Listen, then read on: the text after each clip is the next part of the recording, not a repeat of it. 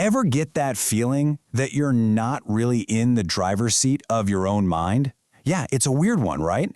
Well, in this explainer, we're going to dig into exactly what's going on. I mean, does this hit home for you? You know exactly what you want to do. You've got a plan, but for some reason, it feels like a part of you is just pulling in the complete opposite direction. Or how about this? You finally sit down, you're ready to get some serious work done, and bam! Before you know it, your brain is chasing 100 different squirrels. Focus? What's focus? And then there's the overthinking. You know, when you try to just switch off the worry machine, but the thoughts just keep looping and looping, it's like they're on a merry-go-round in your head and you just can't get off. Okay, so what if I told you the problem isn't actually you? What if your brain has its own secret playbook, a hidden agenda that's calling the shots behind the scenes, making decisions for you? All right, let's pull back that curtain. It's time to get to know your brain's secret agenda. Okay, here's the fundamental tug-of-war. Think of your brain as this ancient, survival-focused piece of hardware. All it really cares about is survival, which today translates to easy, comfortable, and give me pleasure now. But then there's you, your conscious self. You want the good stuff, success, growth, long-term goals, and guess what? That stuff is almost always hard. And this whole thing has a name. It's called cognitive ease. It's basically your brain's factory default setting. Always choose the path of least resistance. It's not about being lazy, it's about being efficient, from a caveman's perspective.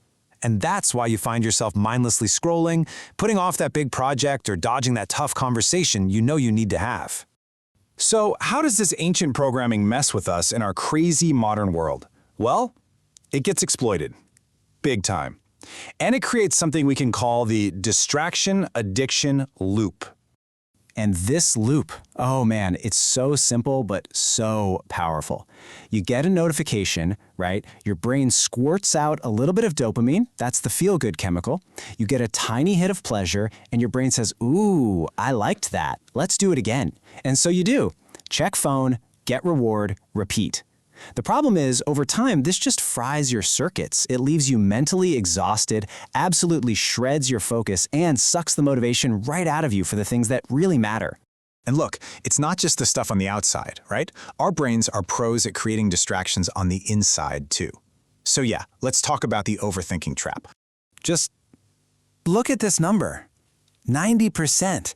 Seriously, 90% of the stuff you worry about, it's never gonna happen, ever.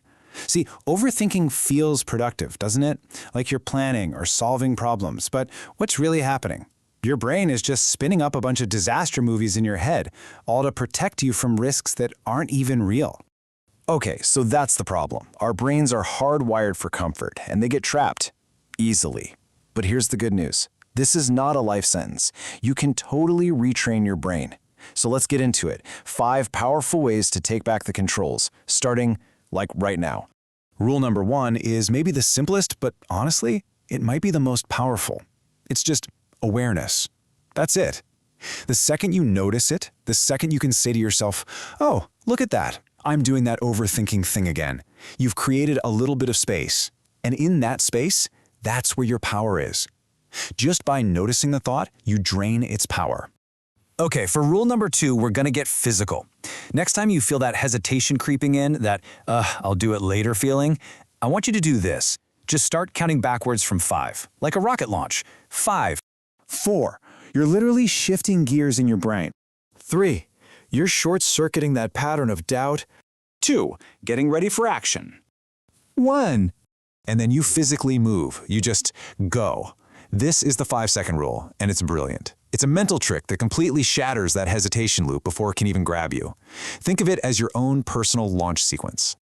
All right, and here are the last 3. Let's run through them. First up, a dopamine detox. Seriously, just give your brain a break. Step away from the endless scrolling for a while to let it reset. Second, control your environment. This is so simple. If your phone's distracting you, get it out of the room. Make it easy to focus. And finally, train your mind daily. Your brain is a muscle. You gotta work it out. Meditation, journaling, dedicated deep work sessions, these are your gym exercises for building focus. So all of this, it all points to one final, really important shift in how we think. Let's get to the real truth about motivation. And this right here is probably the biggest takeaway. For years, the myth we tell ourselves is, I'm not motivated enough, or I lack discipline. We beat ourselves up about it. But the truth? It's got nothing to do with that.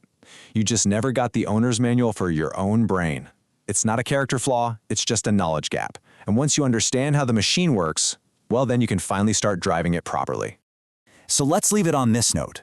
The whole point isn't to get into some brutal, endless war with your own mind. That's exhausting.